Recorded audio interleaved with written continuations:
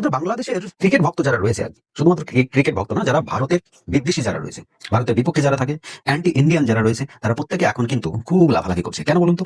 Recently Mustafizur রহমানকে KKR থেকে বাদ দেওয়ার জন্য আমাদের বিসিসিআই তরফ থেকে একটা নোটিশ দেওয়া হয়েছে। বলেছে যে কেকেআরকে এটা অর্ডার দেওয়া হয়েছে যেন মুস্তাফিজুরকে রিলিজ করে দেওয়া হয়। অবভিয়াসলি সেটাই হবে। আর তার জন্য বাংলাদেশ একটা স্টেপ নিয়েছে। কি করেছে? তারা বলেছে যে আমরা বিশ্বকাপ 2026 যে ফেব্রুয়ারিতে ক্রিকেটের T20 বিশ্বকাপ ভারত এবং শ্রীলঙ্কা হোস্ট করবে, সেই সময় তারা ভারতে খেলতে আসবে না। তাদের সিকিউরিটি রিজন দেখিয়েছে। ওরা ভাবছে মুখে থেকে বেরিয়ে গেলেই সেটা সেই পাত্তার কি লাকি কি তারা হোক। মুখ থেকে বেরিয়েছে, তোমরা খুব লাফালাফি করছো, সামনে ইলেকশন আসছে, তোমাদের ইলেকশনের আগে তোমরা যত ইচ্ছা লাফালাফি করে নাও, কিন্তু অকাত তোমাদের সেই জায়গাতেই আছে। তোমাদের খেলতে ভারতেই আসতে হবে, না হলে আবার ওই ফান্ডিং বন্ধ হয়ে যাবে। সমস্ত ফান্ডিংটা তো আবার যায় ভারত থেকে। আইসিসির মসনদে কে বসে আছে? জয়শাহ। আর সেই আইসিসি যা অর্ডার করবে সেটাই হবে। এখন এই আইসিসি কে চালাই কে? আইসিসি কে চালায় আমাদের ভারত, বিসিসিআই। ভারতীয়